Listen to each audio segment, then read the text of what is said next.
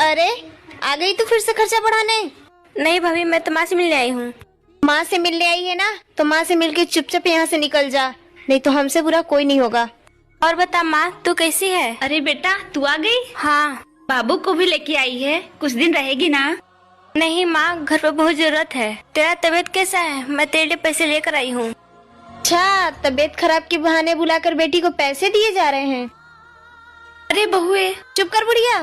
तुझे ज्यादा दिक्कत हो तू चल मेरे घर। नहीं बेटा, तेरे जैसी मेरी बहू भी है जो मेरा बहुत देखभाल करती है, उसे छोड़ के मैं कैसे जा सकती हूँ? तेरे साथ मैं नहीं जा सकती, वैसे भी बेटियों के घर माँ नहीं जाती।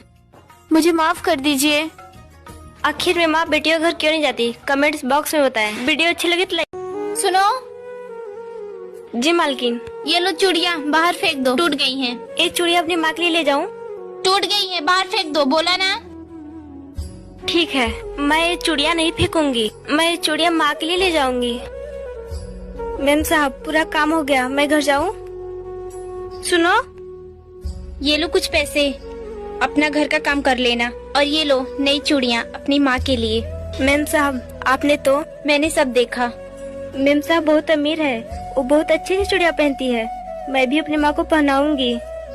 ले जा, माँ खुश तो सब खुश। अगर वीडियो पसंद आए तो वीडियो को बहू जी। माँ जी, क्या हुआ? परेशान लग रही है। कुछ नहीं। क्या नहीं? चल जल्दी बता क्या हुआ। शक्ल देख कैसी बना रखी है। वो माँ जी, पड़ोस वाली आंटी जी मिली थी, वो बोल रही थी तो सूख के काटा हो गई है, इसलिए मैं तगड़ी होने वाली दवाई मंगवा रही हूँ। बहू तो इसमें दवाई मंगवाने की क्या जरूरत है? तगड़ी तो तू वैसे भी हो सकती है, वो भी एकदम नेचुरल तरीके से। वो कैसे माँ जी? तो बेटा अपने घर के पीछे जो आम का पेड़ है उसे तो तुमने देखा ही होगा। हाँ जी माँ जी। और उसके ऊपर जो मधुमक्खियों का छत्ता है वो भी देखा होगा तूने। हाँ जी माँ जी, वो तो बहुत बड़ा है। तो बेटा उस पर पत्थर मार, फिर देख कैसे तगड़ी होती है। माँ जी आप क्या बोल रहे हो? मैं इतनी टेंशन में हूँ और आपको मजाक की पड़ी है। तो बेटा मजाक न करूँ तो और क्या करूँ? तू मुझे बता तेरा वजन कितना है? 50 किलो की हूँ माँ जी। 50 किलो की तू कौन सी कमजोर है? तुझे मिश्रा की बहू की तरह 100 किलो होना है? नहीं नहीं। तो बेटा खबरदार अगर तूने कोई दवाई मंगवाई तो। बेटा तू कमजोर नहीं, एकदम फिट है, बिल्कुल अपनी सास की तरह। ठीक है माँ जी। मेरे कैसे फूल जैसे बेटा को पटा लिया। मैंने नहीं पटाया आपके बेटे को, वही हाथ धो के मेरे पीछे पड़े थे। तो तू मुंह धो के पीछे छुटा लेती। आप परेशान मत हो, आराम से बैठो अंकुर। दीक्षा, पानी लेके आना। मैं 2 मिनट में आता हूँ। तुझसे एक बर्तन नहीं संभलता। घर पे कोई आता तो तेरा नाटक चालू हो जाता है। चुपचाप से चाय लेकर आ। हाँ मैम, सब ठीक है। Thank you. Is she your wife? वैसे क्या काम करती है ये? She is just a housewife ma'am. She is not just a housewife Ankur, ये तुम्हें संभालती है, तुम्हारा पूरा घर संभालती है, तुम्हारे पेरेंट्स को संभालती है। तुम्हें पता है अंकुर, अगर मैं एक दिन ऑफिस ना जाऊँ ना तो मेरा बिजनेस नहीं रुकेगा, लेकिन अगर ये एक दिन घर का काम ना करे ना तो तुम्हारा पूरा घर बिखर जाएगा। और एक और बात, हाउसवाइफ ही होती है जो पूरा साल बिना सैलरी के काम करती है और बदले में क्या चाहती है? बस थोड़ा सा प्यार और थोड़ी सी रिस्पेक्ट। अगर आपको मेरी ये बहू फोन पर किससे बात कर रही है? वो भी सब घर वालों से छुप कर। कहीं ये मेरे बेटे को धोखा तो नहीं दे रही है? इसका किसी और के साथ चक्कर तो नहीं है? अभी जाकर बताती हूँ। बहू तू किससे बात कर रही है फोन पर इतनी देर तक? मैं देख रही हूँ 2 दिन से कि तू फोन पर ही लगी रहती है। तेरा ध्यान आजकल फोन पर कुछ ज्यादा ही नहीं है? कहीं तेरा बाहर किसी और के साथ चक्कर तो नहीं चल रहा है? बदचलन औरत मेरे बेटे की जिंदगी बर्बाद करने आई है। अभी बताती हूँ उसको। बस माँ जी बस, बहुत बोल लिया आपने। और कितना जलील करेंगी आप मुझे अपने शब्दों से? आप ये बात अपने बेटे से क्यों नहीं जाकर पूछती हैं? क्या मतलब है तेरा? ये क्या बकवास कर रही है तू? आपको पता है माँ जी, आपके बेटे के ऊपर 20 लाख रुपए का कर्ज है। इस बार बिजनेस में बहुत लॉस हो गया है।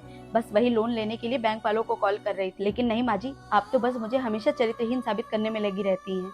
2 दिनों से हम दोनों बहुत परेशान हैं कि लोगों के कर्ज कैसे चुकाएं, लेकिन आप जैसी सास अगर हर घर में हो ना तो बहू का जीना मुश्किल हो जाए।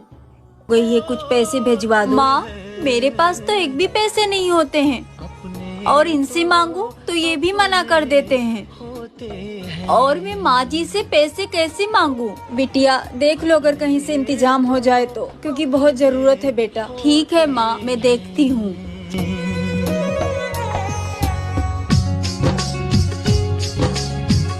माँ जी को इतने सारे पैसे कहाँ से दूँ?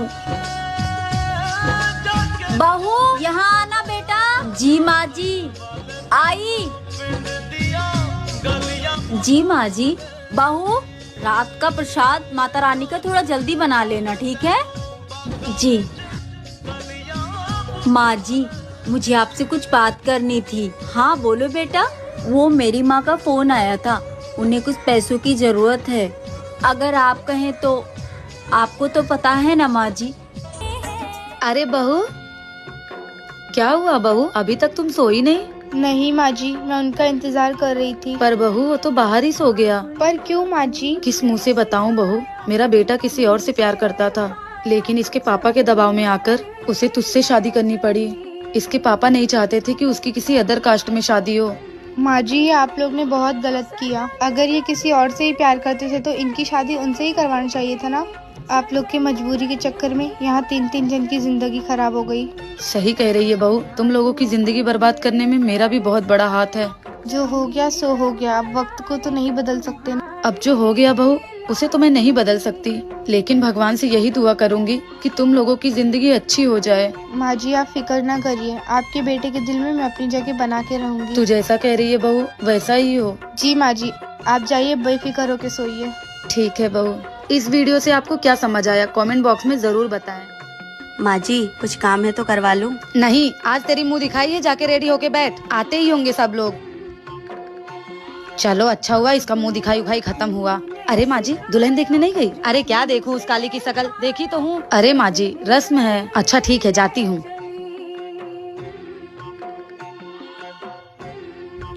पाए लागू मम्मी जी। अरे रहने दे, कोई जरूरत नहीं है। पैर छूने आई हैं। क्या देखूं तेरा काला चेहरा, देखी तो हूँ अब सगुनी। सही बोलूं तो तुझसे शादी करके फंस गई 10 लाख रुपए के चक्कर में। ये सब छोड़, चल अब घूंघट ऊपर कर। हे भगवान, ये देखो कहाँ मेरा बेटवा हीरा जैसा और कहाँ ये कोयले की खदान। अच्छा ये ले गोरे होने की क्रीम, 6 महीना साल भर लगाएगी तो गोरी हो ही जाएगी। सुबह शाम लगाना है और डेली लगाना ताकि इस परिवार से घुल मिल जाए। और कपड़ा उपड़ा उतारना नहीं अभी, और घर के लोग बाकी हैं अभी। जो लोग अपने बहू के साथ ऐसा करते हैं उनके साथ क्या करना चाहिए कमेंट बॉक्स में जरूर बताएं। मेरा भाई थोड़ा लेट आएगा तो उसका इंतजार करना, सो मत जाना। पर दीदी रात के 11 बज गए, मुझे भूख लगी है। भूख लगी है? आपको आपके मम्मी ने सिखा के नहीं भेजा है क्या कि नई नवेली दुल्हन पति के खाना खाने के बाद ही खाना खा सकती है?